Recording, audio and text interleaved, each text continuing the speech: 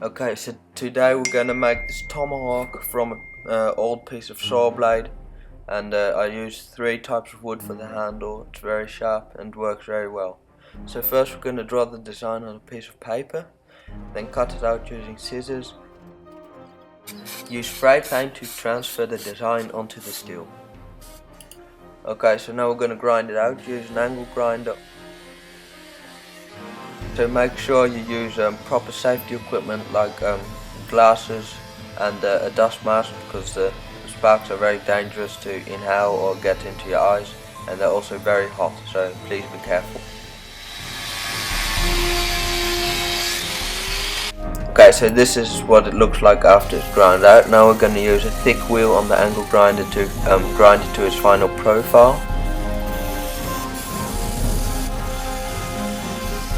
Here I'm using a round file to file the inside where I can't reach with my angle grinder.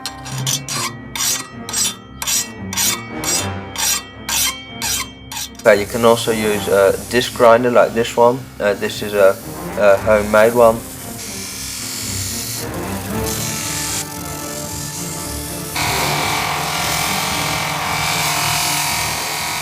Remove the rust with a sander.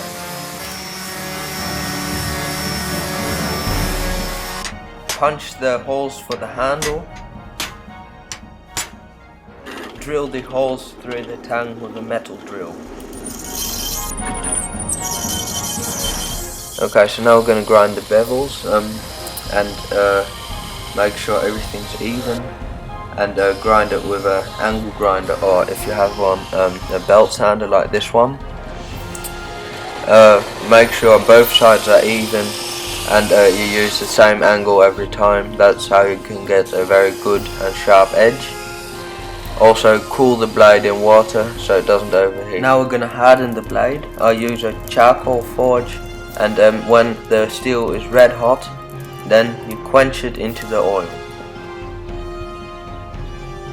Do the same with the spike at the end.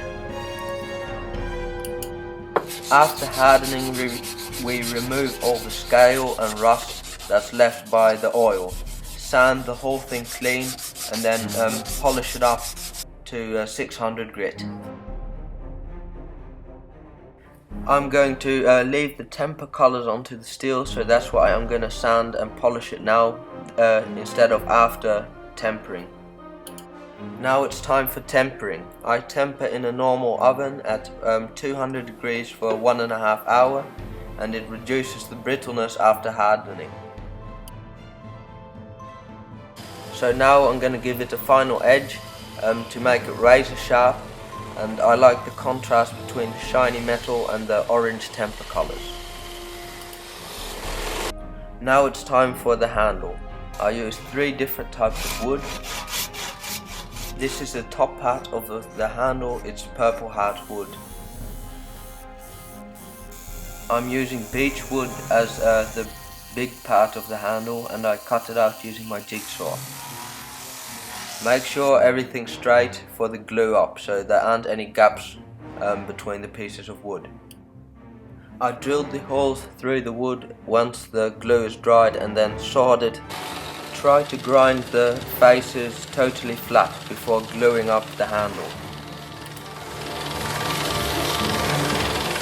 It's time for the glue, so first clean everything up with sandpaper and lacquer thinner, and then use glue to glue everything in place.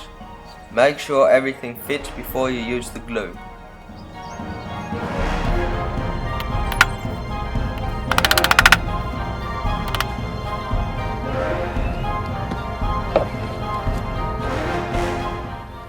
Once it's clamped up, clean the squeeze out with some lacquer thinner.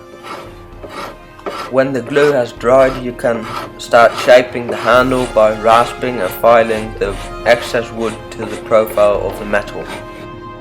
Rasping and filing takes a lot of time, but it gives you a lot of control, and if you don't have better machines, this is a very good option.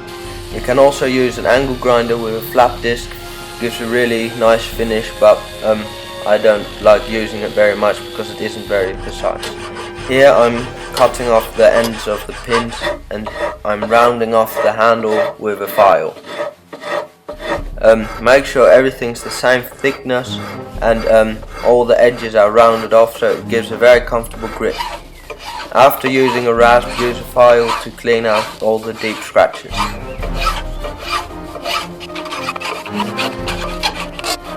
Okay, and then clean up the file marks with a belt grinder. Now it's time for hand sanding. Wear dust marks against the fine sawdust. And work your way up from 80 to 400 grit. So use boiled linseed oil as a finish to protect the wood, and it shows the grain very nicely. This is the finished tomahawk. Please subscribe to my channel for more awesomeness. We're gonna test it out now. It can easily pierce this can. It chops through this big piece of oak wood easily and is very, very sharp.